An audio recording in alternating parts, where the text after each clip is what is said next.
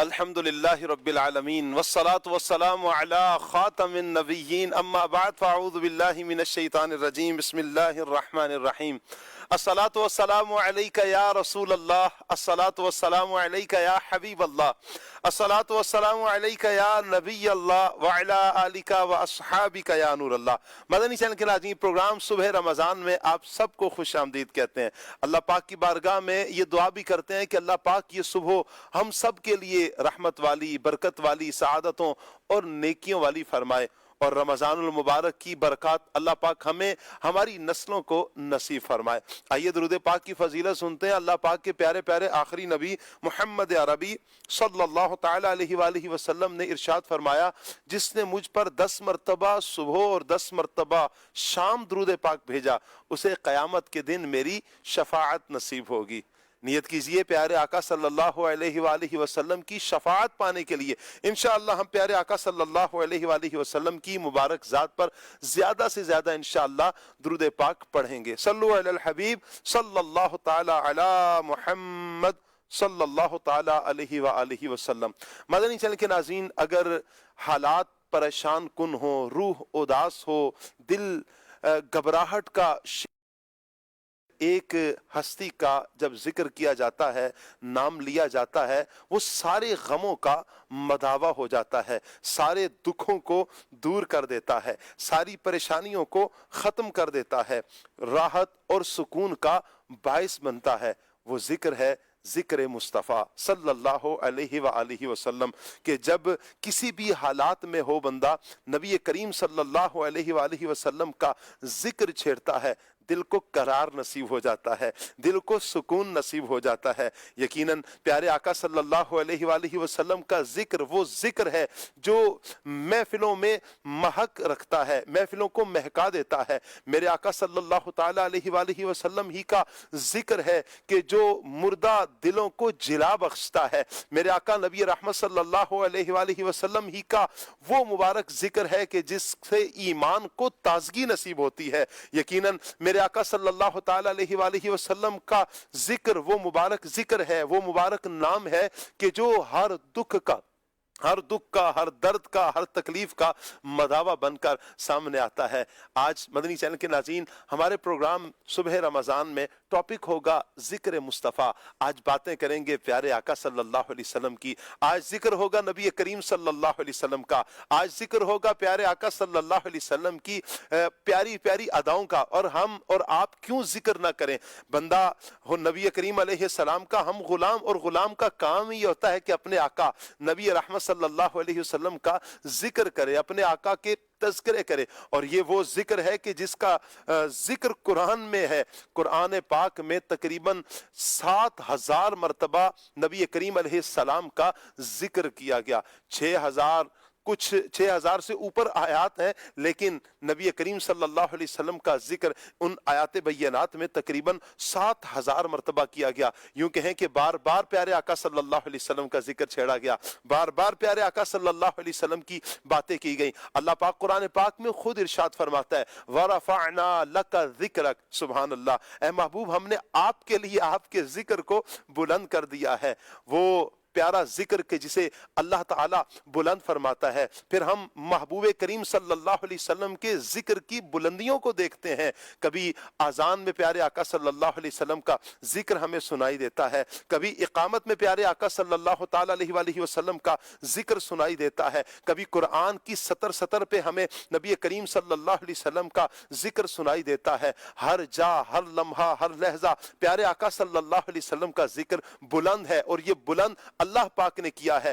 وَرَفَعْنَا لَكَ ذِكْرَكَ، یہ ان آیات بینات میں اللہ پاک نے پیارے آقا صلی اللہ علیہ وسلم کا ذکر بھی کیا، اور اس ذکر کی بلندی کو بھی اللہ پاک نے بیان فرمایا ہے۔ اللہ پاک ہماری زبانیں ہمیشہ ذکر مصطفیٰ صلی اللہ علیہ وسلم سے، ذکر خدا عز و جل سے تر بتر رکھے، اور یہی ذکر اللہ کرے کہ اللہ اور اس کے رسول کا ذکر ہماری زبانوں پر آخری سانس تک جاری و ساری رہے۔ آج کے پروگرام میں مدنی چینل کے ناظرین ذکر رسول صلی اللہ علیہ وآلہ وسلم ہمارا ٹاپک ہے۔ آپ اس ٹاپک پر کیا کہنا چاہیں گے؟ آپ ضرور ہمیں کال کر سکتے ہیں، ایس ایم ایس بھی کر سکتے ہیں، چاہیں تو آپ کمنٹس بھی کر سکتے ہیں۔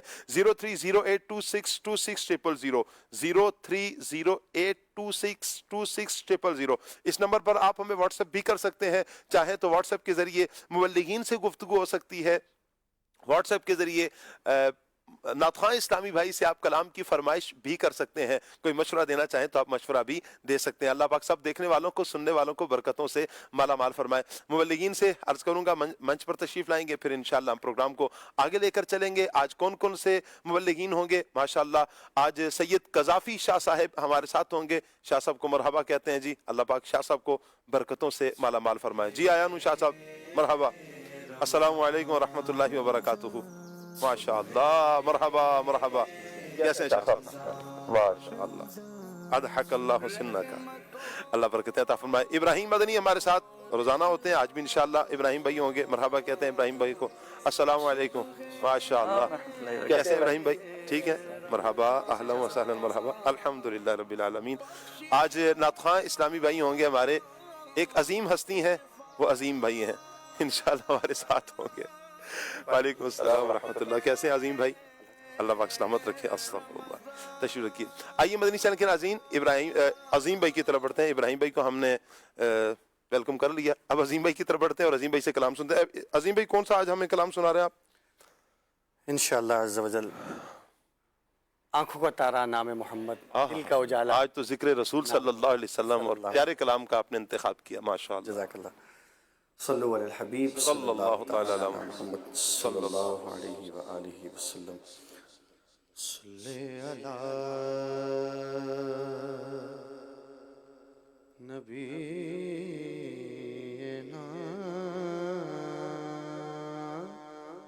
صلی علی محمد صلی علی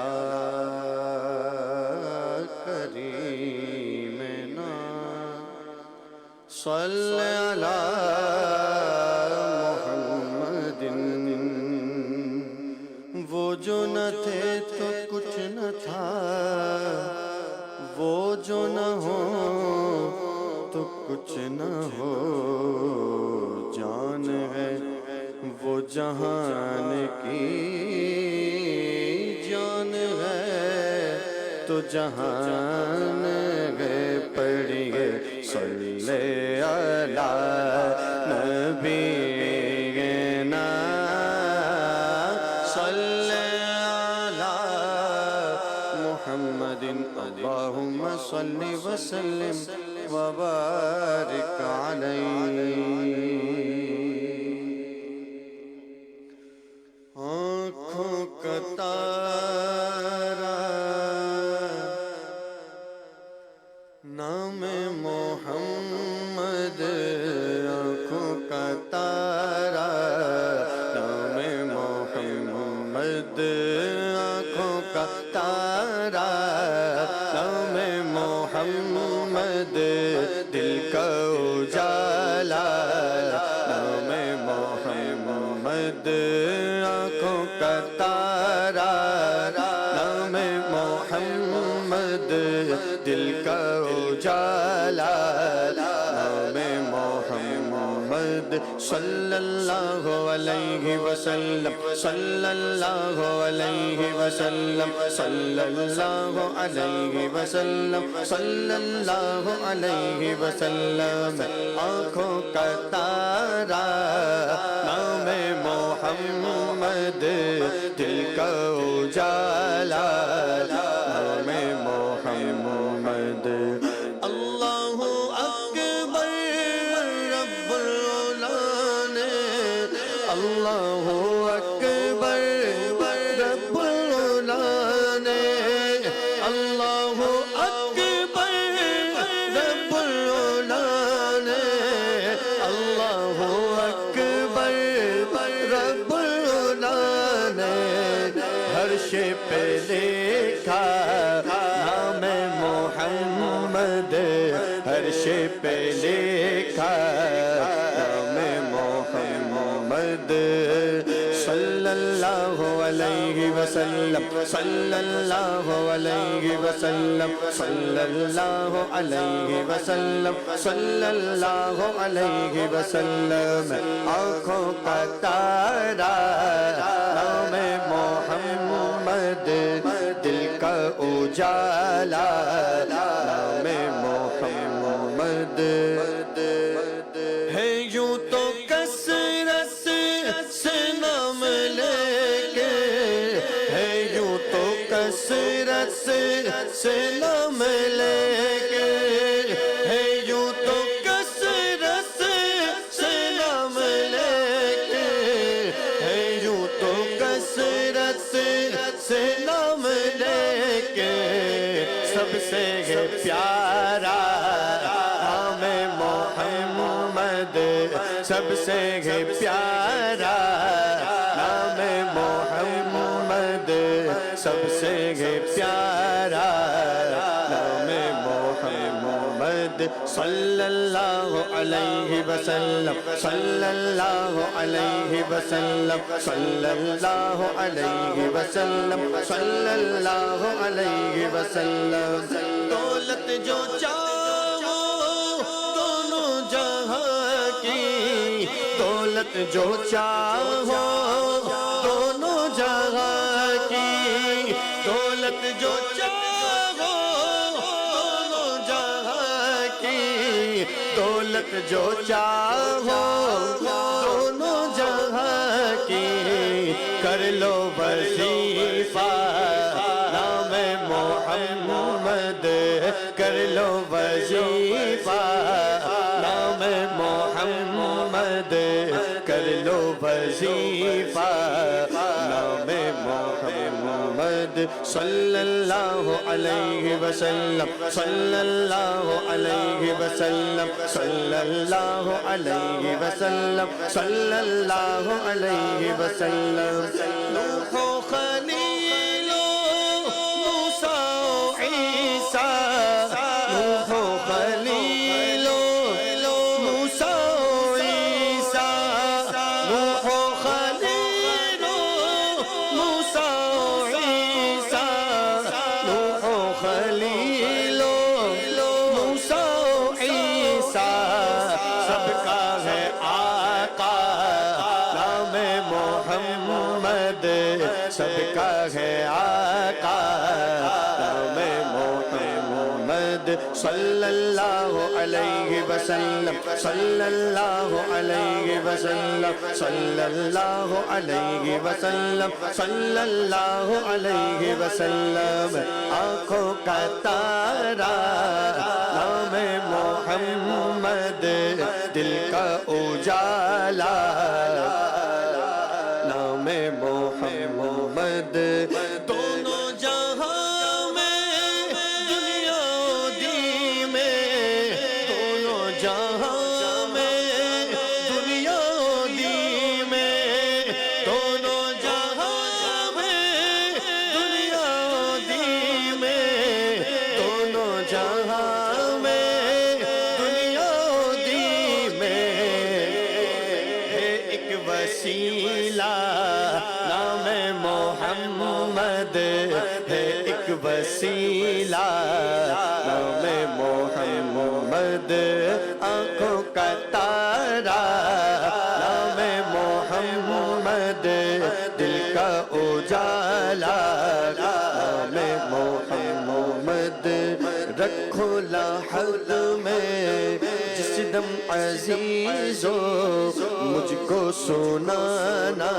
نام محمد پوچھے گا مولا ہے لایا کیا کیا پوچھے گا مولا ہے لایا کیا کیا پوچھے گا مولا ہے لایا کیا کیا پوچھے گا مولا ہے لایا کیا کیا میں یہ کہوں گا نام محمد میں یہ کہوں گا نام محمد اپنے رضا کے قربان جاؤ جس نے سکھایا نام محمد آنکھوں میں آ کر دل میں سما کر رنگت رچا جا نام محمد اپنے جمیل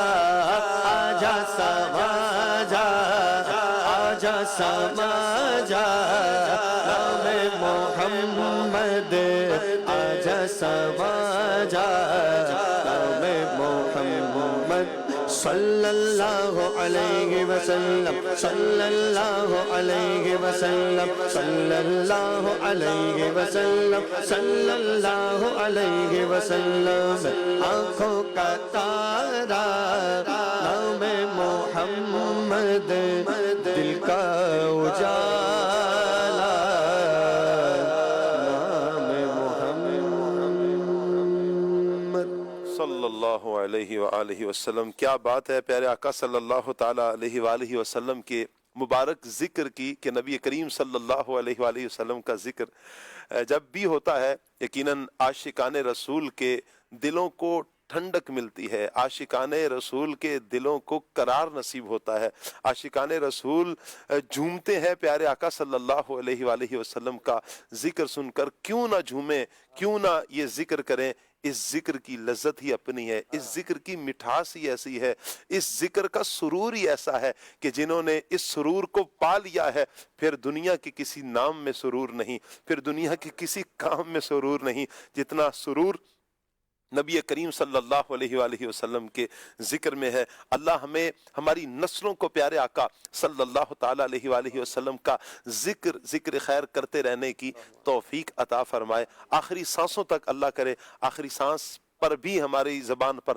اللہ اور اس کے رسول کا ذکر جاری ہو انشاءاللہ. جب یوں ہی ذکر رسول کرتے رہیں گے اللہ نے چاہا دنیا میں بھی سرخرو رہیں گے، اللہ نے چاہا قبر میں بھی کامیاب ہو جائیں گے، حشر میں بھی کامیاب ہوں گے، اور انشاءاللہ اللہ کی رحمت پر امید ہے کہ کل قیامت کے دن سرکار دو عالم صلی اللہ علیہ وآلہ وسلم کی معیت بھی نصیب ہو جائے گی، اور اللہ ہمیں نبی کریم صلی اللہ علیہ وآلہ وسلم کے ساتھ جنت الفردوس میں جگہ عطا فرمائے. جنت الفردوس میں نبی کریم صلی اللہ علیہ وسلم کے قدموں میں رہنے کی سعادت نصیب ہو جائے.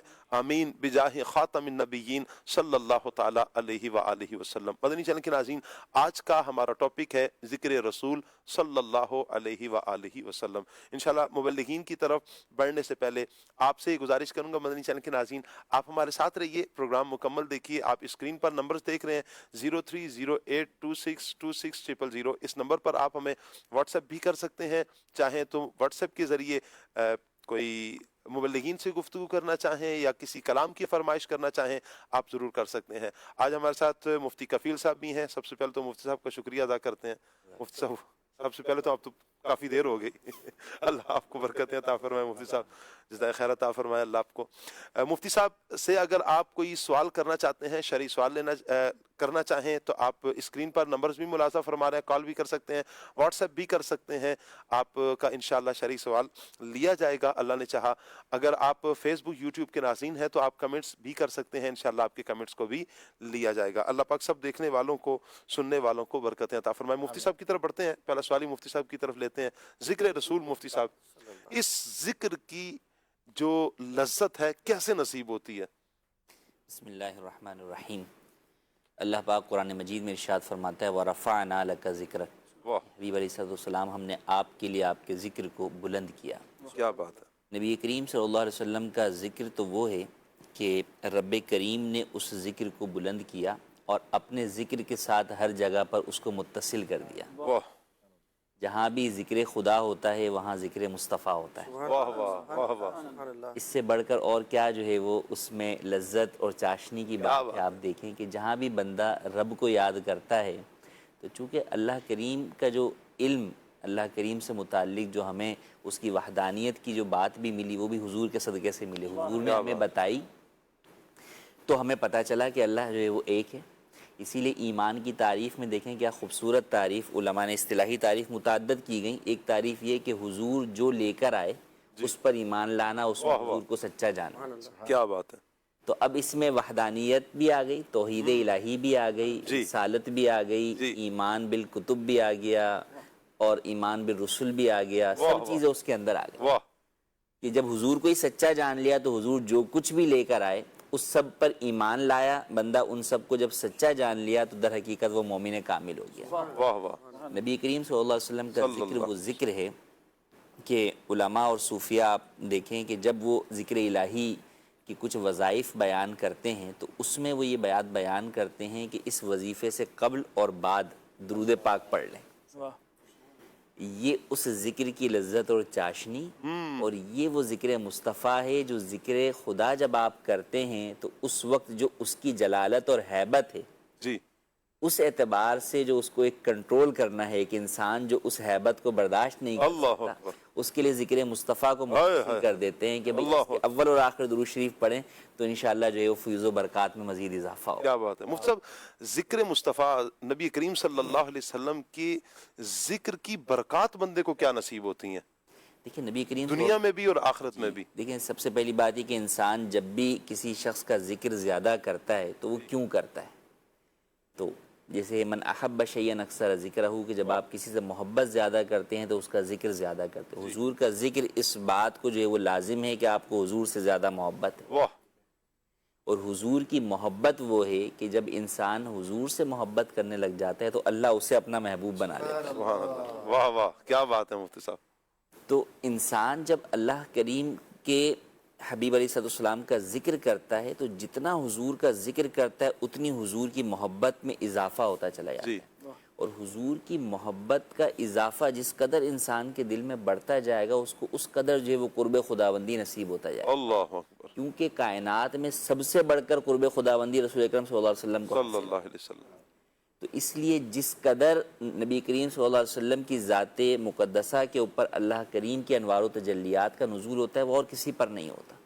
تو جس کو حضور سے جتنی محبت ہوگی حضور کے جتنا قرب حاصل کرے گا گویا کہ وہ رب کے بھی اتنے قریب ہوتا جو ہے یعنی چلا جائے مفتی گا. صاحب کہہ سکتے ہیں قرب خداوندی کو معرفت خداوندی کہ جتنا حضور کے قریب ہوتا جائے گا اس سے رب کی معرفت اتنی ہی نصیب ہوتی جائے بالکل گی. یقیناً ایسے ہی کہ قرب خداوندی معرفت خداوندی ہی جو ہے در حقیقت ہے کہ جب آپ جو ہے وہ رب تعالیٰ کی معرفت جو ہے وہ جان لیتے ہیں جی تو پھر آپ جو ہے وہ آپ کو قرب الہی جو ہے وہ کسی کی بھی چیز کی بھی قریب جانے کے لیے آپ کو پہچان حاصل ہوتی ہے نا. جی. اب چونکہ رب تعالیٰ جسم و جسمانیت سے تو پاک ہے تو اس اعتبار سے تو اس کا فاصلہ نہیں ہے. تو لہٰذا اصل یہی ہے کہ اس کی معرفت جو ہے وہ آپ کو کتنی جو ہے وہ جو جتنی اس کی معرفت رکھتا ہے. اور کائنات میں سب سے بڑھ کر رب کی معرفت رکھنے والی ذات نبی کریم صلی اللہ علیہ وسلم کی ذات طیبہ ہے. کیا بات ہے. تو جب انسان حضور کا جتنا ذکر کرے گا حضور کے جتنے قریب ہوگا تو اس قدر اس کے دل میں اللہ کی محبت بھی جو ہے بڑھے گی. اور قرآن کریم میں جو جا بجا آپ دیکھیں کہ ذکر کیا گیا واللہ ورسولہ احق ان یرضوہ ان کانوا مؤمنین. اللہ اور اس کے رسول اس بات کے زیادہ حقدار ہیں کہ ان کو راضی کیا جائے. تو جہاں رضائے خداوندی کی بات ہے تو وہاں پہ رضائے مصطفیٰ کی بھی جو ہے وہ ساتھ ساتھ بات.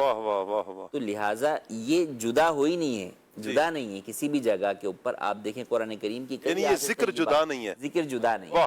اور رب تعالیٰ نے جب حضور کا ذکر بلند کر دیا تو ان کا ذکر کوئی ختم نہیں کر سکتا کوئی اس کو جو ہے وہ کم نہیں کر سکتا. علماء نے تو کتابیں لکھی جیسے اسی ورفعنا لک ذکرک سورہ الم نشرح کی جو سورہ طیبہ ہے اس کی ایک جو صورت ہے جو میرے خیال سے 6 سے 7 آیتوں پر مشتمل ہے اس کے اوپر 500 صفحے کی کتاب جو ہے وہ اعلیٰ علیہ الرحمہ کے والد ماجد مولانا نقیل خان علیہ الرحمہ نے لکھی صرف ایک صورت کے اوپر. اور اس کے علاوہ جو اور کتابیں لکھی علماء نے وہ جدا ہیں.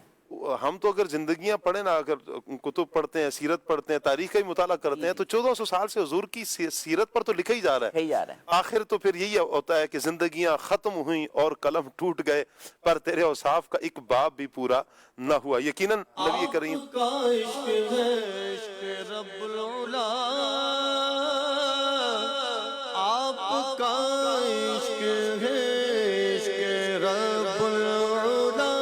آپ کا ذکر ہے خاص ذکر خدا خود خدا نے یہ قرآن میں اعلان کیا خود خدا نے یہ قرآن میں اعلان کیا جو تمہارا نہیں وہ ہمارا نہیں مصطفیٰ کا خدا اور خود مصطفیٰ کیوں کہوں میرا کوئی سہارا نہیں مصطفیٰ کا خدا اور خود مصطفیٰ. اچھا ابراہیم بھائی، قرآن پاک کا اسلوب کیا ہے ذکر رسول کرنے کا؟ قرآن کس انداز میں پیارے آقا صلی اللہ علیہ وسلم کا ذکر کرتا ہے؟ بسم اللہ الرحمن الرحیم۔ عرش پہ تازہ چھیڑ چھاڑ، فرش پہ طرفہ دھوم دھام، کان جدھر لگا یہ تیری ہی داستان ہے۔ تیری داستان ہے، سبحان اللہ۔ ذکر رسول تو عاشقوں کے دل کی دھڑکن اور جو ہے یوں کہیں کہ ایمان کی جلا کا باعث ہے، اور بحمداللہ تعالی اہل سنہ کا یہ فخر ہے اور یوں کہیں کہ مابعل امتیاز ہے کہ رب ذوالجلال جل وعلا نے عاشقان رسول کو یہ توفیق عطا فرمائی ہے کہ اٹھتے بیٹھتے ذکر رسول کی سعادت نصیب ہوتی ہے، درود پاک کی سعادت نصیب ہوتی ہے۔ اور کیوں نہ ہو کہ رب ذوالجلال جل وعلا نے آیت درود کے اندر ارشاد فرما دیا کہ ان اللہ و ملائکتہ یصلون علی النبی یا ایھا الذین آمنوا صلوا علیہ وسلموا تسلیما۔ یوں کہیں کہ ایمان والوں کو تو حکم ہے ہی کہ وہ درود پڑھیں اور خوب سلام بھیجیں نبی پاک صلی اللہ تعالیٰ علیہ وسلم کی بارگاہ میں، لیکن آپ غور فرمائیے کہ رب ذوالجلال جل وعلا اور اس کے فرشتے ہم وقت نبی پاک صلی اللہ تعالیٰ علیہ وسلم پر درود بھیجتے ہیں، اور اللہ تبارک و تعالیٰ جل وعلا کے درود بھیجنے کا معنی یقیناً اللہ تبارک و تعالیٰ کی رحمت کا نزول ہے نبی پاک صلی اللہ تعالیٰ علیہ وسلم پر۔ اب اگر کائنات میں کوئی ذکر رسول نہ بھی کرے بالفرض، تو رب ذوالجلال جل وعلا کی رحمتوں کا نزول تو محبوب صلی اللہ تعالیٰ علیہ وسلم پر ہو ہی رہا ہے، اور ہمہ وقت ہو رہا ہے، اور لمحہ بلمحہ اس کے اندر اضافہ ہی اضافہ ہے کہ فرمایا وَلَلْآخِرَةُ خَيْرٌ لَكَ مِنَ الْأُولَىٰ۔ محبوب ہر گھڑی آپ کی پچھلی سے بہتر ہے، تو نبی پاک صلی اللہ تعالیٰ علیہ وسلم تو رب کی عنایات اور اللہ تبارک و تعالیٰ جل وعلا کی جو برکتیں ہیں اور رحمتیں ہیں اس کے اندر جو ہے وسعت ہی وسعت ہے۔ اور ذکر مصطفیٰ کے اندر وہ کہتے ہیں نا کہ تو گھٹائے کہ کسی کے نہ گھٹا ہے نہ گھٹے، جب بڑھائے تجھے اللہ تعالیٰ تیرا، ورفعنا لک ذکرک کا ہے سایہ تجھ پر، بول بالا ہے تیرا، ذکر ہے اونچا تیرا، مٹ گئے مٹتے ہیں مٹ جائیں گے آدھا تیرے، نہ مٹا ہے نہ مٹے گا کبھی چرچا تیرا، تو گھٹائے کہ کسی کے نہ گھٹا ہے نہ گھٹے، جب بڑھائے تجھے اللہ تعالیٰ تیرا۔ تو جن کے ذکر کو رب ذوالجلال جل وعلا نے بلند فرمایا، تو کون ہے پھر کہ وہ ذکر مصطفیٰ صلی اللہ تعالیٰ علیہ وآلہ وسلم کو کم کرے یا گھٹانے کی کوششیں کرے؟ گھٹانے والوں نے کوششیں بڑی کی، لیکن یہ ذکر رسول ہے کہ ہر دم ہر گھڑی یہ بلندیوں پر ہی ہے۔ اور اعلیٰ حضرت امام اہل سنت نے تو قلم توڑ دیا نا کہ عرش پر تازہ چھیڑ چھاڑ، فرش پہ طرفہ دھوم دھام، کان جدھر لگائیے تیری ہی داستان ہے۔ میں ایک اور آیت کریمہ آپ کی خدمت میں پیش کرنا چاہ رہا تھا۔ قرآن حکیم کے اندر سورہ ہود کی آیت نمبر 120 میں رب ذوالجلال جل وعلا نے ارشاد فرمایا وَكُلًّا نَقُصُّ عَلَيْكَ مِنْ أَنْبَاءِ الرُّسُلِ مَا نُثَبِّتُ بِهِ فُؤَادَكَ۔ رسول کریم علیہ افضل التسلیم سے رب ذوالجلال جل وعلا نے ارشاد فرمایا کہ پیارے محبوب، یہ انبیاء کرام علیہ السلام کے تمام واقعات جو ہم آپ کو سناتے ہیں، تو اس کا ایک مقصد جو قرآن حکیم نے بیان فرمایا مَا نُثَبِّتُ بِهِ فُؤَادَكَ، تاکہ آپ کے دل کو قرار اور سکون ملے، آپ کے دل کو جو ہے وہ یوں کہیں کہ ثابت قدمی اور قوت ملے۔ تو اب دیکھیے کہ پہلے کے انبیاء و مرسلین کا تذکرہ نبی کریم علیہ افضل الصلاۃ والتسلیم کے ذکر کے، نبی پاک صلی اللہ تعالی وسلم کے مبارک دل کے سکون کا باعث ہے۔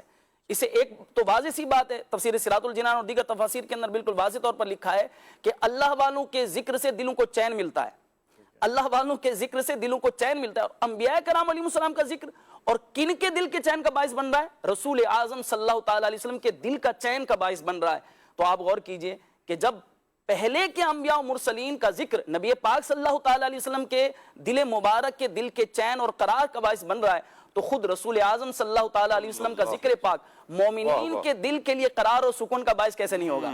تو رسول کریم صلی اللہ تعالی علیہ وسلم کا ذکر پاک یقیناً مومنین کے لیے قرار اور سکون کا باعث ہے۔ اور اسی بات کو اگر ایک اور تناظر میں ہم سمجھنے کی کوشش کریں تو یہ جو آیت کریمہ ہے نا کہ قرآن حکیم کے اندر رب ذوالجلال جل وعلا نے ارشاد فرمایا الا بذکر اللہ تطمئن القلوب، کہ جان لو کہ اللہ تبارک و تعالی جل جلالہ کے ذکر سے دل چین پاتے ہیں۔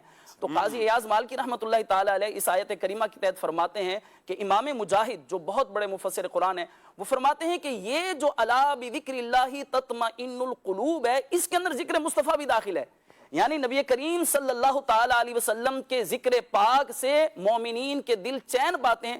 کیوں کہ نبی پاک صلی اللہ تعالی وسلم کا ذکر مبارک حقیقت میں ذکر خدا جل جلالہ ہی ہے۔ تو نبی پاک صلی اللہ تعالی وسلم کا ذکر تو عاشقان مصطفیٰ کے لیے، غلاموں کے لیے دل کے قرار اور سکون کا باعث ہے۔ اور اسی طرح جو ہے وہ بحمداللہ تعالی نبی پاک صلی اللہ تعالی وسلم کا چرچا جو ہے وہ بلندیوں پر جو ہے وہ جاتا ہی جا رہا ہے۔ اللہ تبارک و تعالی جل وعلا اس کی برکتیں ہم سب کو نصیب فرمائے۔ آمین آمین آمین۔ اچھا شاہ صاحب، ہم نے قرآن پاک کی آیات بھی سنی، اشعار بھی سنے، یہ رفعت جو مصطفیٰ ہے، رفت ذکر مصطفیٰ، اس سے کیا مراد ہے کہ حضور صلی اللہ تعالیٰ علیہ وآلہ وسلم کے ذکر کی جو رفعت ہے یہ کیا ہے؟ جو قرآن مجید فرقان حمید میں ارشاد ہوا نا وَرَفَعْنَا لَكَ ذِكْرَكَ، تو یہاں رفعت کے حوالے سے علماء کرام میں تفسیر کے اندر بیان فرمایا ہے کہ اللہ تبارک و تعالی سیدنا جبریل امین علیہ السلام نے نبی پاک علیہ السلام کی بارگاہ میں یہ ارشاد فرمایا، نبی پاک کی علیہ السلام کی بارگاہ میں عرض کیے یا پاک علیہ السلام نے یہ وَرَفَعْنَا لَكَ ذِكْرَكَ کے حوالے سے جو ہے نا پوچھا، تو انہوں نے بتایا کہ اللہ تبارک و تعالی جو ہے وہ یہاں پر کیا فرما رہا ہے کہ جو رفعت کے حوالے سے، جو بلندی کے حوالے سے ہے کہ اے میرے محبوب علیہ السلام، اللہ تعالیٰ فرماتا ہے کہ محبوب جہاں پر میرا ذکر کیا جائے گا وہاں پر اے میرے محبوب علیہ السلام آپ کا بھی ذکر کیا جائے گا۔ کیا بات ہے! تو جو رفعت ہے اللہ تبارک و تعالیٰ نے محبوب کریم علیہ السلام کے نام کو، آپ کے ذکر کو اللہ تبارک و تعالیٰ نے اپنے ساتھ رکھا ہے۔ دیکھیں کلمے کے اندر نبی پاک علیہ السلام کا نام، اللہ تبارک و تعالیٰ کا نام ہے لا الہ الا اللہ محمد الرسول اللہ، کلمے میں دیکھیں تو اللہ تعالیٰ کا نام ہے، ساتھ میں حبیب کریم علیہ السلام کا نام ہے۔ پھر اللہ تبارک و تعالیٰ نے اپنی اطاعت کو، اپنے محبوب علیہ السلام کی اطاعت کو اپنی اطاعت قرار دیا، یعنی اپنی جہاں اطاعت کی بات کی ہے، اپنی فرمانبرداری کی بات کی ہے، اپنی بات ماننے کی، اپنی فرمانبرداری کی بات کی ہے، وہیں پر نبی پاک صلی اللہ علیہ وسلم کی جو ہے وہ فرمانبرداری کی، ان کی اطاعت کی بات کی ہے، اور یہاں تک کہ نبی پاک علیہ السلام کی اطاعت کو اطاعت خداوندی قرار دیا گیا ہے۔ یہ بھی رفعت کی بات ہے کہ اللہ کے حبیب علیہ السلام، اللہ تبارک و تعالیٰ کی کہ محبوب علیہ السلام کی اطاعت کو اللہ تبارک و تعالیٰ نے اپنی اطاعت قرار دیا۔ پھر یہ بھی ہے کہ دیکھیں تشہد کے اندر اگر دیکھیں ہم پہلے تو کلمہ شہادت پڑھتے ہیں، تو شہادت کے اندر بھی اللہ تبارک و تعالیٰ کی شہادت کے ساتھ ساتھ جو ہے نبی پاک علیہ السلام کی بھی جو ہے وہ شہادت جو ہے وہ آتی ہے، اور آقا علیہ السلام پھر آگے دیکھیں کہ جناب اگر آذان میں ہے تو اللہ تبارک تعالیٰ کے نام کے ساتھ محبوب کریم علیہ السلام کا نام بھی ہے۔ پھر اقامت کے اندر بھی اللہ کے محبوب علیہ السلام کا نام اللہ تبارک و تعالیٰ کے ساتھ ہی جڑا ہوا ہے۔ پھر آگے چلیں تو نماز کے اندر، تشہد کے اندر، تحیات کے اندر، اس کے بعد جناب آگے چلیں تو نبی پاک علیہ السلام کا جو ہے وہ نام پاک خطبہ پڑھیں تو خطبے کے اندر اللہ تبارک و تعالیٰ کے نام کے ساتھ محبوب کریم علیہ السلام کا نام مبارک بھی ہے۔ تو اللہ تعالیٰ نے محبوب کریم علیہ السلام کے نام کو، آپ کے ذکر کو یہ بلندی عطا فرمائی کہ جہاں پر بھی اللہ تبارک و تعالی عز و جل کا ذکر ہے تو اللہ نے اپنے حبیب علیہ السلام کے ذکر کو، اپنے حبیب علیہ السلام کے ذکر کو اپنے ذکر کے ساتھ ہی جوڑ کر رکھا ہے۔ تو یہ رفعت ہے، یہ شان ہے، اور اللہ کے حبیب علیہ السلام کو تو اللہ نے نام ہی ایسا عطا فرمایا ہے، محمد صلی اللہ علیہ اتنا پیارا نام ہے، نام محمد ہے۔ اعلیٰ سے فرماتے ہیں نا لب پہ آ جاتا ہے جب نام جناب، منہ میں گھل جاتا ہے شہد نایاب، اور پھر کہتے ہیں جب وجد میں ہو کہ ہمیں جہاں بیتاب اپنے لب چوم لیا کرتے ہیں۔ فرماتے ہیں جب نبی پاک علیہ السلام کا نام مبارک آتا ہے تو دیکھیں کہتے ہیں محمد، تو اب دو مرتبہ ہونٹ جو ہے نا اپنے ہونٹوں کو، ہونٹ ایک دوسرے کو چوم لیتے ہیں۔ فرماتے ہیں جب نبی پاک علیہ السلام کا نام اقدس آتا ہے تو ذکر ہے نبی پاک علیہ السلام کا نام اقدس، اس میں شیرینی ایسی ہے، اس میں مٹھاس ایسی ہے کہ فرمایا کہ ایک شہد نایاب جو ہے وہ منہ کے اندر گھل جاتا ہے، اور جب یہ کیفیت بنتی ہے تو پھر کیا ہے ہونٹ وجد میں آ جاتے ہیں، گویا کہ وہ محبت کے اندر ایک دوسرے کو چوم لیتے ہیں۔ یہ عاشقان رسول کی ایک کیفیت ہے کہ وہ نبی پاک علیہ السلام کے نام اقدس کے حوالے سے بتا رہے ہیں۔ آقا کا تو نام ہی اتنا پیارا ہے کہ جو نام محمد لیتا ہے اس کو برکتیں نصیب ہوتی ہیں، یہاں تک کہ اگر کسی نے نام اپنے جو ہے کسی کا نام محمد رکھا، احادیث کریمہ کے مضامین ہیں کہ جس نے نام محمد رکھا، جس نے رکھا، جس کا رکھا گیا، اور جس کا رکھا گیا اس کی اور اس کے والدین کی اللہ تبارک و تعالیٰ بخشش و مغفرت فرما دیتا ہے۔ اللہ یعنی نام رکھنے والے کی بھی بخشش ہے، اس کے والدین کی بھی بخشش کا سامان صرف نام رکھنے کے اوپر ہو رہا ہے۔ ایک روایت میں یہ ہے کہ قیامت والے دن جو ہے وہ اعلان ہوگا، جب جنت میں جانے کے لیے اعلان ہوگا کہ محمد و احمد آئیں اور جنت جائیں، محمد احمد آئیں جنت جائیں، نبی پاک صلی اللہ علیہ وسلم کے حوالے سے اعلان ہوگا تو جتنوں کے نام محمد و احمد ہوں گے نا وہ سارے کھڑے ہو جائیں گے، ہمارے لیے اعلان ہو رہا ہے۔ اللہ تبارک تعالیٰ فرمائے گا کہ جس جس کا نام محمد اور احمد ہے ان سب کو جو ہے وہ داخل جنت فرما دیا جائے۔ تو آقا علیہ السلام کے نام کی اتنی برکتیں ہیں، یہ نام کا ذکر کرنے کی برکتیں ہیں، نام رکھنے کی برکتیں ہیں، اس کی چاشنی اور محبت اور اس کی مٹھاس ہی الگ ہے۔ پھر ذکر خدا و مصطفیٰ آقا علیہ السلام کا ذکر جتنا کرتے رہیں گے انشاءاللہ برکتیں یہ ذکر بندے کو تنہا نہیں چھوڑتا، یہ ذکر بندے کو یوں کہیں کہ حضور کا ذکر ہے نا، ابھی جیسے ہوا نام ہی ہے، نام کا صلہ دیکھیں کہ جب بندہ محبت مصطفیٰ میں آ کر نام رکھتا ہے اس کی بخشش کر دی جاتی ہے۔ آپ سوچیں نا کہ نام کی وجہ سے بخشش ہو رہی ہے تو سرکار دو عالم صلی اللہ علیہ وسلم کی شفاعت کا پھر عالم کیا ہوگا، سرکار کی کرم نوازیوں کا عالم کیا ہوگا کہ جن کے نام کے تصدق بٹ رہے ہوں، جن کے نام کا صدقہ بٹ رہا ہو، جن کے نام کا صدقہ مل رہا ہو، تو اس ذات مصطفیٰ صلی اللہ تعالیٰ علیہ وآلہ وسلم میں کیا کیا کمالات اللہ پاک نے رکھے ہیں۔ اللہ تعالیٰ نبی کریم صلی اللہ تعالیٰ علیہ وآلہ وسلم کی شان و عظمتوں کو ہمیں سمجھنے کی توفیق عطا فرمائے۔ مدنی چینل کے ناظرین کی کچھ کالز ہیں، آئیے کال لیتے ہیں۔ ظفر سعیدی رحیم یار خان سے بات کر رہا ہوں۔ تو میرا سوال یہ ہے کہ میں کیونکہ کرسی یا اسٹول پہ نماز پڑھتا ہوں تو مسجد میں اسٹول ایسا ہے کہ تھوڑا اونچا ہے وہ، تو میرے پاؤں زمین پہ نہیں لگتے، تو کیا وہ جب تک پاؤں زمین پہ نہ لگے نماز ہو جاتی ہے کہ نہیں ہوتی؟ جزاک اللہ خیر۔ آمین آمین۔ جی مفتی صاحب، دیکھیں کوئی شخص اگر جو ہے وہ کرسی یا اسٹول پر نماز ادا کر رہا ہے اور اس کو شرعی اعتبار سے یہ رخصت ہے کہ وہ پڑھ سکتا ہے، تو ایسی صورت میں پاؤں زمین پر لگنا ضروری نہیں ہے۔ صحیح، پاؤں جو ہے وہ اگر اس کے اونچے ہیں تو بھی ایسی صورت میں نماز ہو جائے گی، لیکن بنیادی طور پر یہاں پر اس چیز کو دیکھنا ضروری ہے کہ فی زمانہ کئی لوگ جو ہے وہ جو زمین پر بیٹھنے پر قادر تو ہیں، سجدہ بھی زمین پہ کرنے پر قادر ہیں، تھکاوٹ کی وجہ سے یا کھڑے ہونے میں تکلیف ہوتی اس وجہ سے وہ کرسی پر بیٹھ جاتے ہیں۔ تو اب کرسی پر بیٹھ تو گئے آپ، اس میں آپ کا قیام تو ساکت ہو گیا، یا نفل نماز پڑھ رہے ہیں یا تراویح پڑھ رہے ہیں تو چلیں آپ بغیر عذر کے بھی اگر بیٹھ کے پڑھ لیں گے تو نماز تو ہو جائے گی، لیکن یاد رکھیں کہ نفل کے اندر قیام ساکت ہوتا ہے، سجدہ ساکت نہیں ہوتا، سجدہ معاف نہیں ہوتا۔ جبکہ کرسی پر جب آپ بیٹھ کر نماز پڑھتے ہیں تو آپ سجدہ چھوڑ دیتے ہیں، کیونکہ سجدہ زمین پر کرنا ہوتا ہے۔ جی، تو جب آپ زمین پہ سجدہ نہیں کرتے تو سجدے کے دو اسٹیپ ہیں، ایک یہ ہے کہ آپ زمین پر سجدہ کریں، سجدے کی تعریف یہ ہے کہ وضع الجبہۃ علی الارض کی پیشانی زمین پر جو ہے وہ آپ رکھیں۔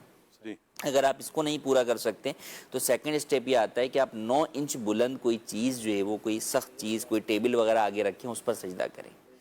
اگر آپ اتنا بھی نہیں جھک سکتے، آپ کو تکلیف ہے، تو پھر آپ کا سجدہ حقیقی معاف ہو جاتا ہے اور اشارے سے سجدے کی آپ کو اجازت مل جاتی ہے۔ جی، تو جب یہ کنڈیشن ہوگی تو آپ کرسی پر بیٹھ کے نماز پڑھ سکیں گے۔ آج کل تو کرسی پہ بھی وہ آ جاتا ہے، سجدہ بندہ کر لیتا ہے، اس سے سجدہ ادا نہیں ہوگا، اس سے سجدہ حقیقی ادا نہیں ہوگا، وہ اشارے کا ہی سجدہ ہے۔ تو لہٰذا اگر آپ زمین پر سجدہ کرنے پر قادر ہیں تو پھر آپ کو اس بات کی اجازت نہیں ہوگی کہ آپ پوری نماز بیٹھ کر جو ہے وہ اوپر ہی ادا کریں، کیونکہ پھر آپ کا سجدہ رہ جائے گا، اور چونکہ نماز میں سجدہ فرض ہے تو اگر سجدہ ہی ادا نہیں ہوگا تو آپ کی نماز ہی ادا نہیں ہوگی۔ ہاں، جس کو یہ رخصت ہے کہ وہ زمین پر بھی سجدہ نہیں کر سکتا، زمین سے بلند کوئی 9 انچ کی چیز رکھ کر اس پر بھی سجدہ نہیں کر سکتا، تو اب اسے رخصت مل جاتی ہے کہ وہ سجدے کا اشارہ کرے، اور اشارہ جو ہے وہ سر جھکانے سے ہوتا ہے تھوڑا سا، تو لہٰذا جس کو وہ رخصت مل رہی ہے تو وہ پھر کرسی پر بیٹھ کے نماز پڑھ سکتا ہے، اب چاہے زمین پر پیر ہوں یا نہ ہوں، دونوں صورتوں میں۔ آج کل تو صاحب حالات کرسیوں میں مسجدوں میں جائیں تو آدھا تو حال جو ہے کرسیوں سے ہی بھرا ہوتا ہے،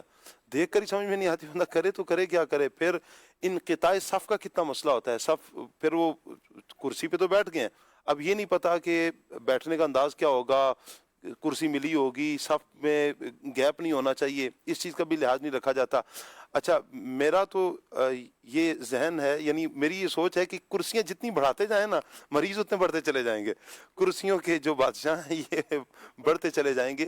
اب یہ کتنا اہم مسئلہ ہے مفتی صاحب کہ بسا اوقات یہ غور بھی کر لیں مدنی چینل کے ناظرین بھی، جو کرسی پر نماز پڑھ رہے ہوتے ہیں، باہر سے چلتے پھرتے آ رہے ہیں، آفس ورک کرتے ہیں، جاگنگ کر رہے ہوتے ہیں، سب کچھ کر رہے ہوتے ہیں، لیکن جب نماز پڑھنے کی باری آتی ہے بعض اوقات تو یوں لگتا ہے نوجوان بھی وہ آ کر کرسی پر بیٹھے ہوتے ہیں، ایک جوان آدمی کرسی پر بیٹھ کر نماز پڑھ رہا ہوتا ہے، یہ سمجھ میں نہیں آ رہی کہ کس انداز میں ان کو سمجھایا جائے کہ بسا اوقات تو نماز ہی نہیں ہو رہی ہوتی ان لوگوں کی۔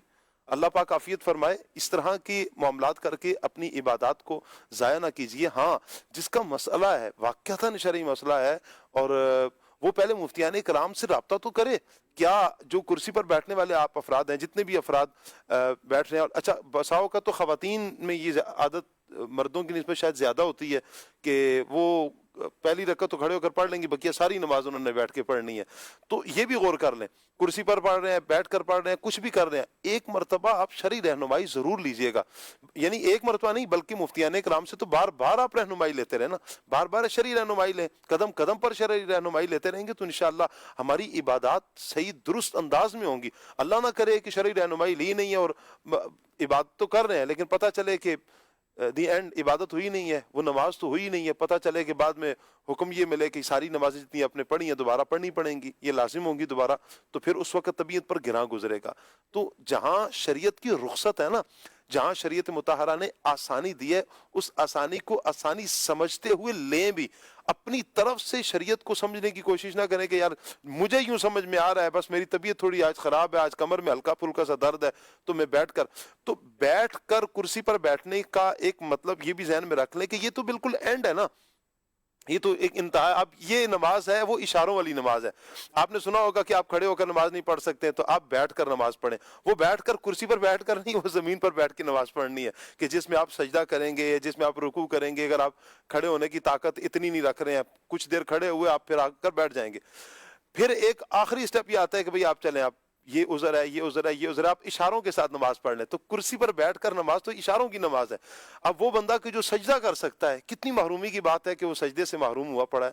اللہ پاک عافیت فرمائے. جن کا مسئلہ ہے واقعتاً مسئلہ ہے جن کا, ان کے لیے حکم الگ ہے. تو جو کر سکتے ہیں تو وہ بھی تو غور کریں نا, اپنا محاسبہ کریں. اللہ پاک عافیت فرمائے. اگلی کال لیتے ہیں آپ کی. سید صاحب, میں نے یہ پوچھنا تھا کہ اگر روزے کی نیت کرنا بھول جائیں تو کیا روزہ ہو جائے گا؟ جزاک اللہ خیرا.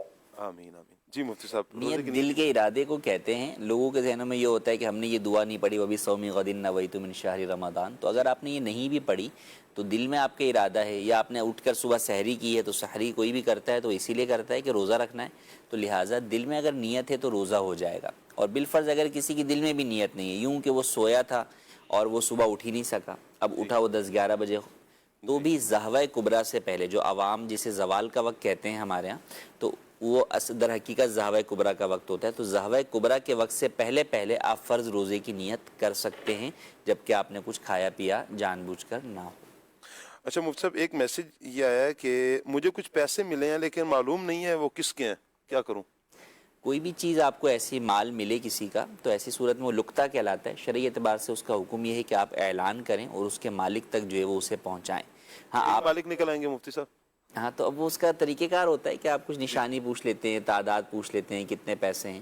تو بہرحال اپنے طور پہ آپ تسلی کر کے حتی الامکان کوشش کریں کہ مالک تک پہنچائیں. آپ کے کافی اعلان کے بعد بھی کوئی مالک اس کا نہیں ملتا, اور اب آپ کو غالب گمان ہو گیا اس چیز سے متعلق کہ اب اس کا مالک اسے تلاش نہیں کرتا ہوگا, تو پھر آپ اسے صدقہ بھی کر سکتے ہیں, کسی بھی مستحق کے زکوٰۃ کو دے سکتے ہیں. ٹھیک ہو گیا. روزے کی حالت میں بھول کر پانی پی لیا, کیا روزہ ٹوٹ جائے گا؟ بھول کر کھانے پینے سے جو ہے وہ روزہ نہیں ٹوٹتا. اچھا مفتی صاحب, دیکھ رہے ہیں کہ ایک بندہ پانی پی رہا ہے, تو میرے لیے کیا حکم ہوگا کہ میں اس کو یاد دلاؤں, بھائی کیا کر رہے ہو, پانی نہیں پی رہے, روزہ نہیں ہے تمہارا کیا؟ اگر جوان ہے تو اسے آپ یاد دلا دیں, بوڑھا ہے تو اسے یاد نہ دلائیں, تاکہ اس کا روزہ بھی ہو جائے اور وہ جو ہے وہ شریعت کی اس رخصت سے فائدہ بھی اٹھا لے. کیا بات ہے جی, اللہ پاک برکتیں عطا فرمائے. مفتی صاحب, سوال یہ ہے کہ ایک پہلے کال لے لیتے ہیں جی. ہمارا ایک مکان ہے اور میں بیچ رہا تھا, لیکن میری ہمشیروں نے بیچنے نہ دیا. انہوں نے کہا آپ اس کو بیچنا نہیں ہے, یہ معافی کی نشانی ہے. میں نے ان سے کہا اگر میں فوت ہو گیا تو یہ پیچھے آپ کو حصہ نہیں دیں گے, لیکن وہ کہتی ہیں ہم نے حصہ ان سے نہیں لینا اپنے بھتیجوں سے. ان کے لیے کیا یہ شرعی طور پر جائز ہے؟ وہ اپنی جو حصہ ہے اپنے بھتیجوں کو دے سکتی ہے, ابھی تک انہوں نے قبضہ نہیں کیا. کیا کہیں گے جی دیکھیے, کوئی مکان ہے, یہ بتا رہے ہیں کہ جیسے اپنی بہنوں کو یہ بیچ کر حصہ دینا چاہ رہے تھے, لیکن بہنوں نے کہا کہ بیچے نہیں بھائی, والدین کی نشانی ہے, اس کو رہنے دیں. تو اب انہوں نے یہ بولا کہ بھائی میرے مرنے کے بعد بچے پتہ نہیں آپ کو حصہ دیں یا نہ دیں, تو انہوں نے کہا کہ میں حصہ جو ہے وہ نہیں لے رہی.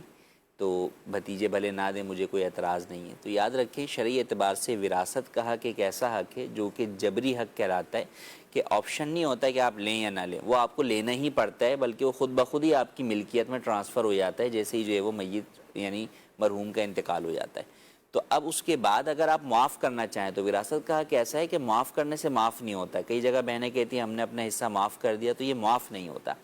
اس کے دو طریقہ کار ہوتے ہیں معافی کے۔ ایک طریقہ کار یہ ہوتا ہے کہ آپ جو ہے وہ اپنا حصہ لے لیں اپنے ہاتھ میں، کیش کی صورت میں یا اور کسی مال کی صورت میں، اور پھر اس کے بعد قبضہ کرنے کے بعد آپ اسے واپس جو ہے وہ گفٹ کر دیں۔ اب وہ چاہے آپ اسی کو کر دیں جس سے آپ نے لیا یا کسی اور کو کریں، وہ آپ کی مرضی ہے۔ تو جب آپ نے اپنے ہاتھ میں قبضے میں لے لیا تو اس کا مطلب آپ نے اپنا حصہ ریسیو کر لیا، وصول کر لیا۔ دوسرا طریقہ کار یہ ہوتا ہے کہ آپ میت کی کوئی چیز لے لیتے ہیں۔ مثال کے طور پہ مرحوم کی گھڑی ہے، وہ بھائی جو ہے وہ مثال کے 10,000 روپے کی، تو آپ نے یہ کہا کہ بھائی ابا کی جو ہے نا یہ گھڑی بطور نشانی جو ہے وہ میں لے رہی ہوں، اور اس کے بدلے میں جو مال وراثت میں میرا حق ہے میں اس سے دستبردار ہو رہی ہوں۔ تو اگر اس کے اوپر تمام ورثاء جو ہے وہ راضی ہو جاتے ہیں اور وہ سب عاقل بالغ ہیں تو ایسی صورت میں وہ اس گھڑی کو لے کے جو ہے وہ دستبردار ہو جائیں گی، اور بقیہ حصہ جو ہے وہ پھر اگر وہ کسی ایک کے حق میں دستبردار ہوں گی تو بقیہ ان کا جو حصہ ہے وہ اس کو ملے گا، سب ورثاء کے حق میں دستبردار ہوں گی تو وہ ان کا جو بقیہ حصہ ہے وہ ان تمام ورثاء میں تقسیم ہوگا۔ تو ان دونوں میں سے کسی ایک صورت پر عمل کرنا ضروری ہے، ورنہ جو ہے وہ حصہ ختم نہیں ہوگا۔ ٹھیک ہو گیا۔ مجھ صاحب سوال یہ ہے کہ اگر بچہ ہے بچی ہے 10 سال کے ہو چکے ہیں اور 1 مہینہ کم ہے 10 سال سے، تو کیا اس صورت میں پورے روزے رکھنا ان پر فرض ہوگا؟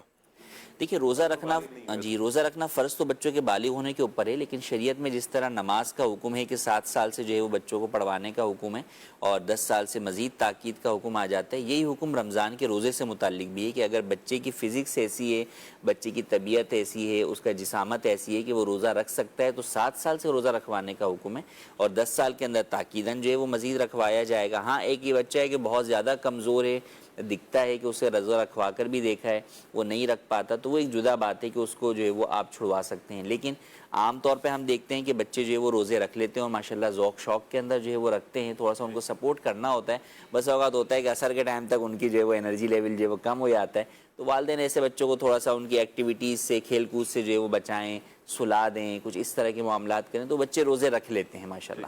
تو بالکل بچوں کو روزہ رکھوایا جائے گا، اور 10 سال کی عمر والے بچوں کو تو روزہ رکھوانے کا تاکید کے ساتھ حکم ہے۔ درود پاک پڑھنا افضل ہے یا لکھنا افضل ہے؟ درود پاک لکھنے میں یہ ہے کہ وہ جب تک لکھا رہتا ہے تو آپ کو جو ہے وہ اس کا ثواب جو ہے وہ پہنچتا رہتا ہے، دوسرا بھی شخص پڑھتا ہے تو اس سے بھی جو ہے وہ ثواب جو ہے وہ ملتا ہے، اور باقی درود پاک پڑھنا بھی جو ہے وہ بہرحال افضل ہے۔ تو یوں اس کے اندر کئی اعتبار سے کئی دفعہ پڑھنا جو ہے وہ افضل ہو جاتا ہے، کہیں جو ہے وہ لکھنا جو ہے وہ افضل ہو جاتا ہے، تو بہرحال لکھنے کی بھی اپنی فضیلت ہے کہ جب تک آپ لکھا رہے گا آپ کا درود تو فرشتے جو ہے وہ درود بھیجتے رہیں گے۔ صحیح ہو گیا۔ سنتیں جب قضا نمازیں پڑھ رہے ہیں تو کیا سنتوں کی قضا بھی کرنی ہوگی؟ سنتوں کی قضا نہیں ہے، قضا صرف فرض کی ہوتی ہے اور وتر واجب کی قضا ہوتی ہے، اس کے علاوہ سنتوں کی قضا نہیں ہوتی۔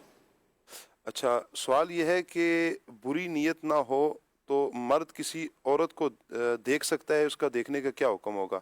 دیکھیں بری نیت نہ ہو جب بھی بہرحال جو نامحرم عورت ہے اسے دیکھنے کی جو ہے وہ اجازت نہیں ہے، سوائے چند ضرورت کے مطابق کبھی گواہی کسی کو دینا کی ضرورت پڑتی ہے، وہ ایک جدا چیز ہے، لیکن بہرحال ویسے جو ہے وہ نامحرم عورت کو دیکھنے سے منع کیا گیا۔ صحیح۔ اچھا مفتی صاحب یہ بلڈ ٹیسٹ ہوتا ہے، کیا اس سے روزہ ٹوٹ جائے گا؟ بلڈ ٹیسٹ سے جو ہے وہ روزہ نہیں ٹوٹتا۔ ٹھیک۔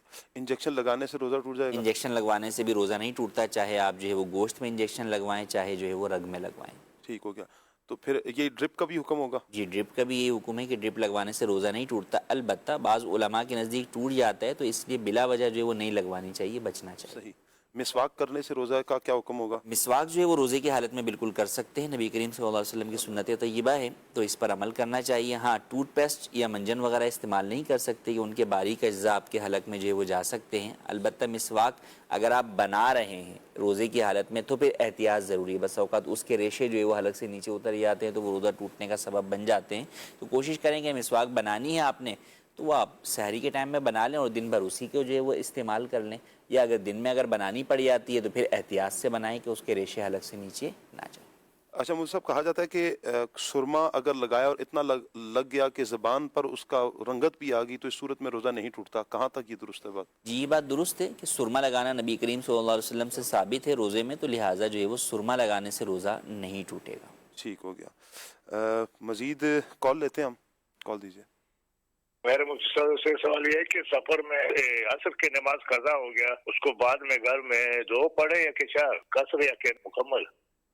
جی نماز جس حالت میں قضا ہوئی ہے آپ جب ادا کریں گے تو وہی حالت والی ادا کریں گے. تو اگر سفر میں قضا ہوئی تھی تو آپ اگرچہ اپنے گھر میں مقیم ہونے کے بعد ادا کر رہے ہیں تو بھی آپ 2 رکعت نماز ہی اس کی قضا کے طور پر پڑھیں گے. اچھا مفتی صاحب, بعض لوگوں کی عادت یہ ہوتی ہے کہ وہ یوں کہہ رہے ہوتے ہیں کہ سحری کا وقت ختم ہو چکا ہوتا ہے اور وہ کہتے ہیں کہ ابھی ہم کریں گے, ابھی آخری اذان ہو رہی ہے. اچھا دلیل کے طور پر بھی وہ حضرت بلال رضی اللہ تعالیٰ عنہ والی روایت بھی پیش کر رہے ہوتے ہیں کہ وہ حدیث پاک میں آیا نا کہ بلال کی اذان تمہیں وہ سحری سے نہ روکے, تو جب جو تمہارے ہاتھ میں ہے اسے مکمل کرو, کھا لو.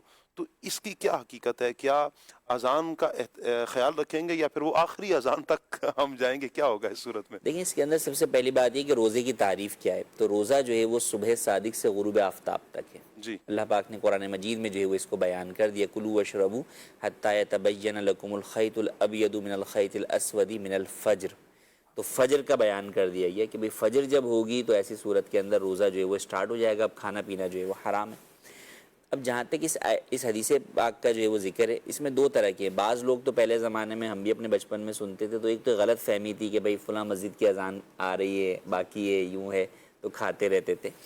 اب لوگوں نے آج کل نئے نئے شیوے چھوڑے ہیں تو ان کے اندر وہ ایک حدیث پاک بھی جو ہے وہ ذکر کر کے لاتے ہیں. تو بات یہ ہے کہ دیکھیں کبھی بھی کوئی آیت یا کوئی حدیث سامنے آتی ہے تو فقط اس کو نہیں لے لیا جاتا, بقیہ آیات اور احادیث کو بھی دیکھا جاتا ہے. ورنہ تو یہ ہوگا کہ آپ ایک حدیث پہ عمل کر رہے ہوں گے, دوسری حدیث کو پر عمل نہیں کر رہے ہوں گے, ایک قرآن کی آیت کو لے رہے ہوں گے, دوسری کو آپ چھوڑ رہے ہوں گے.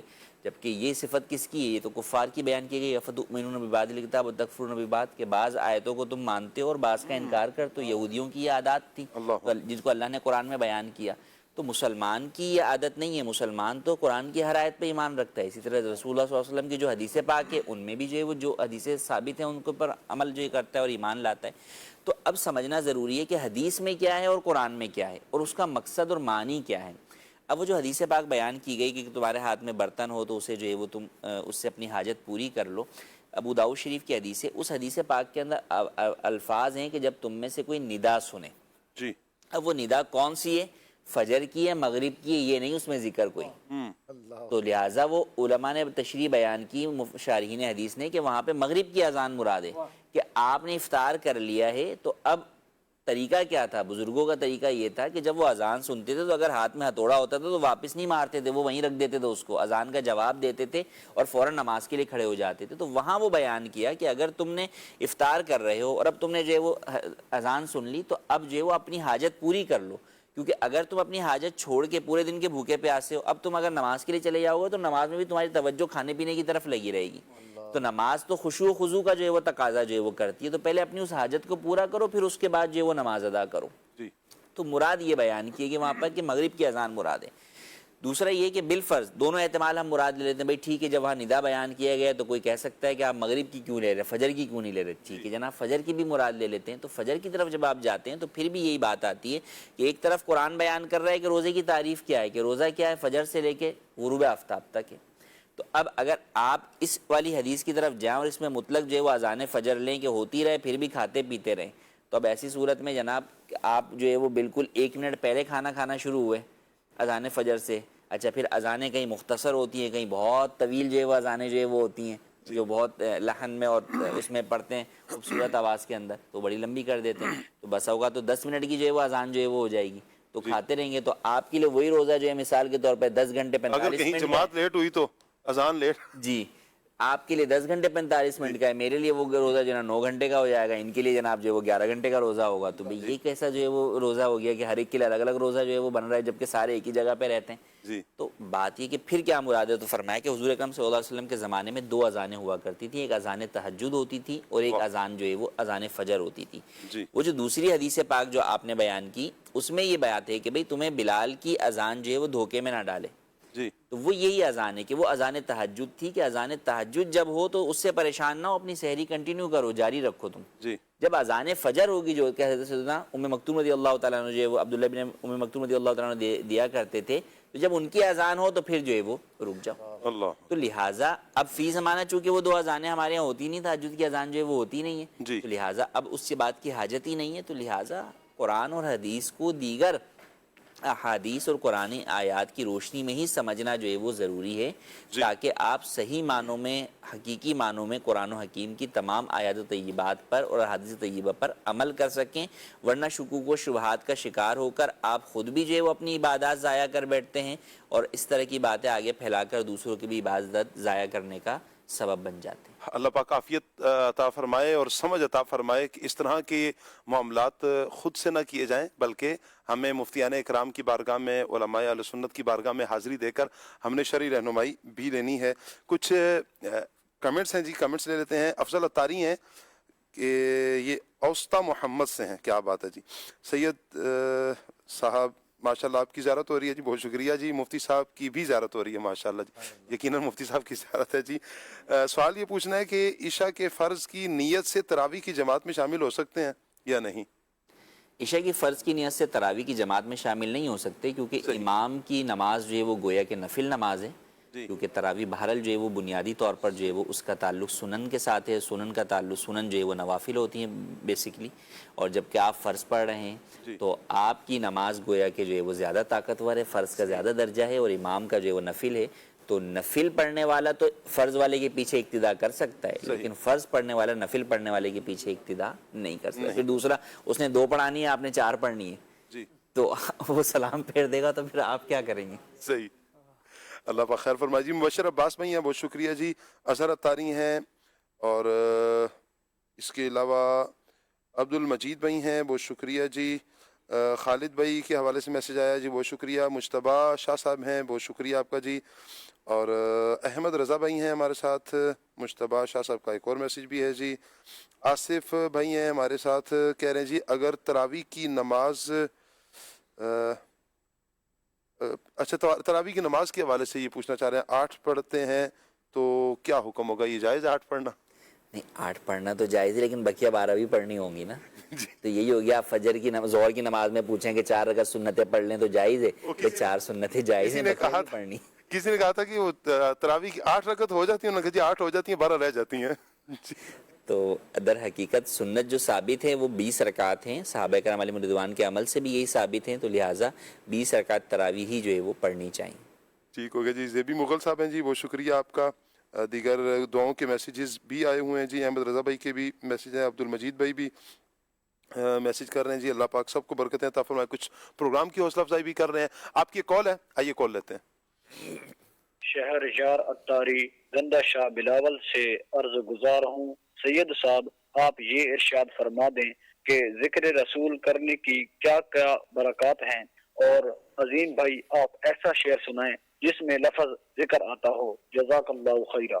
آج تو عظیم بھائی کے ساتھ یہ سیگمنٹ کرتے ہیں، اور ماشاءاللہ عظیم بھائی بڑے پیارے نعت خوان ہیں، اللہ تعالیٰ انہیں برکتیں عطا فرمائے، سلامتی عطا فرمائے، ماشاءاللہ بڑے اچھے سے آج کلام پڑھا، اور بہت سے میسیجز بھی مجھے عظیم بھائی آئے ہوئے ہیں کہ آج عظیم بھائی نے جو کلام لیا ہے ماشاءاللہ بہت زبردست کلام لیا، اللہ پاک برکتیں عطا فرمائے۔ مزید کال لے رہے ہیں جی ہم۔ میرا نام محمد اتاری ہے، میں جب سے بات رہا ہوں، میں آج آپ تو نہ سناؤں گا، تیری سے لے پات میں ہے بچہ بچہ نور۔ چلیں جی، کیا بات ہے، اس کو مکمل کر لیتے ہیں جی۔ ابراہیم بھی آپ مکمل فرما دیں شعر کو۔ عظیم بھائی سے لینے تو اچھی بات ہے۔ تیری نسل پاک میں ہے بچہ بچہ نور کا، تو ہے عین نور تیرا سب گھرانہ نور کا۔ سبحان اللہ، کیا بات ہے جی۔ ایسا شعر سنائیں جس میں یا رسول اللہ آتا ہو۔ عظیم بھائی یہ سیگمنٹ آپ سے ہوگا جی، انشاءاللہ۔ دونوں ویسی شعر سنا دیں بغیر طرز کے۔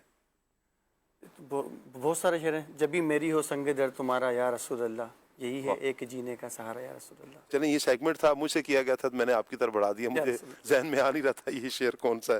اچھا جی، ٹوبا ٹیکسنگ سے ایک میسیج ہے جی، ایک بار تو دکھا دو رمضان میں مدینہ، اس کلام کی بھی فرمائش آئی ہے، دل تیری یادوں سے مہکتا ہی رہے۔ اچھا، تنم فرسودہ جا پارا، اس کلام کی بھی فرمائش آئی ہے، رمضان آیا، یہ کلام بھی سننا ہے جی انہوں نے۔ اچھا جی، عظیم بھائی آپ کیسے ہیں؟ فرمائش لازمی پوری کر دیں، سفر ہمارا بھی ہو سرکار مدینے کا۔ اچھا جی، اچھا مفتی صاحب کی طرف ایک سوال ہے، کیا عورت مسجد میں جا کر صلاۃ و تسبیح پڑھ سکتی ہے؟ یہ بعض اوقات یہ ذہن ہوتا ہے کہ خواتین کے لیے اس ٹائم پہ مساجد میں صلاۃ و تسبیح کی جماعت ہوگی یا نماز کا سلسلہ ہوگا، کیا حکم ہوگا مفتی صاحب؟ دیکھیے خواتین کو جو ہے وہ مسجد میں جا کر نماز پڑھنا یہ جو ہے وہ مطلوب نہیں ہے۔ نبی کریم صلی اللہ علیہ وسلم کے زمانے میں اگرچہ ایسا تھا، لیکن بعد میں سیدہ عائشہ صدیقہ رضی اللہ تعالی عنہا نے جب حالات دیکھے تو آپ نے منع فرما دیا۔ خواتین جو ہے وہ حضرت عمر رضی اللہ تعالیٰ نے منع فرما دیا، خواتین سیدہ عائشہ صدیقہ رضی اللہ تعالیٰ عنہا کے پاس گئیں اور کہا کہ بھئی یہ حضرت عمر نے منع کر دیا، اور حضور صلی اللہ علیہ وسلم کے زمانے میں تھا، تو فرمایا کہ تمہاری جو حالت اگر آج ہے، اگر حضور دیکھتے تو وہ بھی منع فرما دیتے۔ پھر افضل عورت کے لیے یہی ہے کہ وہ اپنے گھر میں نماز ادا کریں۔ نبی کریم صلی اللہ علیہ وسلم نے فرمایا کہ میری مسجد یعنی مسجد نبوی میں نماز پڑھنے سے بہتر یہ ہے کہ عورت اپنے گھر میں نماز ادا کرے۔ اللہ اکبر۔ پھر گھر میں بھی نماز ادا کرنے میں فرمایا کہ باہر صحن میں نماز ادا کرنے سے بہتر یہ ہے کہ دالان میں یعنی برآمدہ جو چھت ہوتی ہے اس میں نماز ادا کرے، اور فرمایا اس سے بھی زیادہ افضل یہ ہے کہ دالان کے مقابلے میں افضل یہ ہے کہ اپنے بند کمرے میں نماز ادا کرے۔ تو عورت اگر افضلیت حاصل کرنے کے لیے مسجد آنا چاہ رہی ہے تو اس کو چاہیے کہ وہ افضلیت اس کو اس کے گھر پر ملے گی تو وہ گھر میں ہی اپنی نماز ادا کرے۔ کیا بات ہے۔ عظیم بھائی کچھ کلام شامل کرتے ہیں انشاءاللہ۔ ذکر سب پیر کے جب تک نہ مذکور ہو، ذکر سب پیر کے جب تک نہ مذکور ہو، نمکی حسن والا ہمارا نبی، نمکی حسن والا ہمارا نبی، حسن کھاتا ہے جن کے نمک کی قسم، وہ ملی ہے دلارا ہمارا نبی، سب سے اولا والا ہمارا نبی،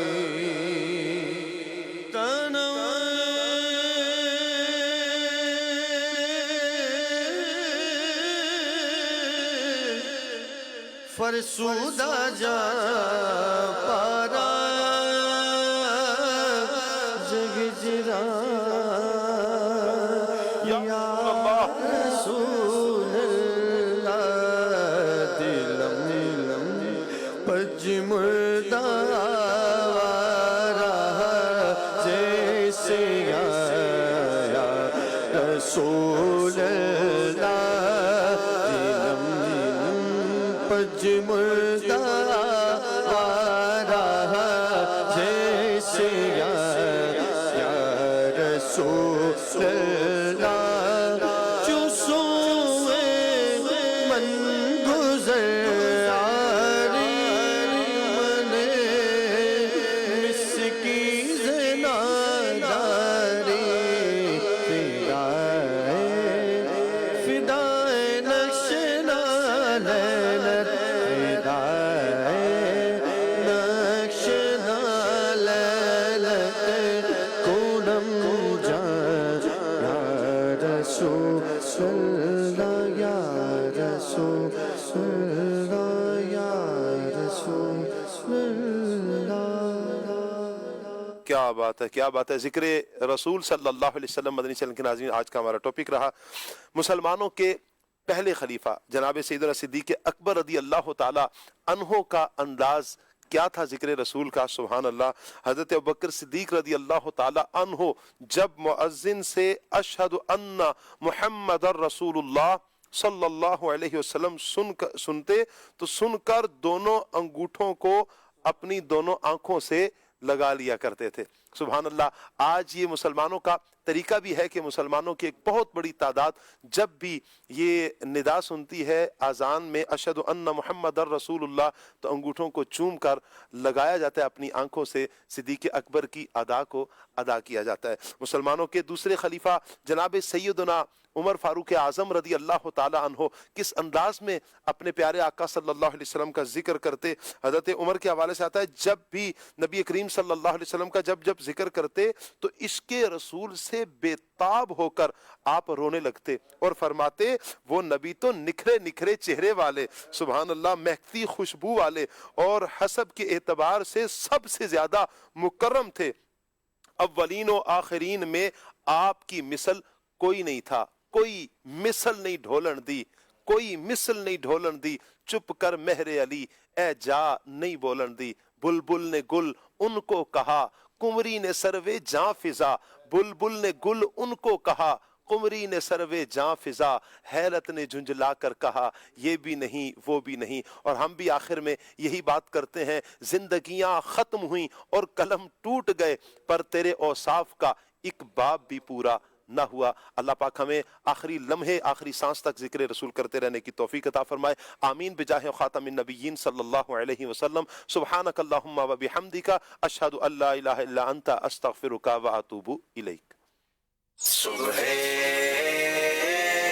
رمضان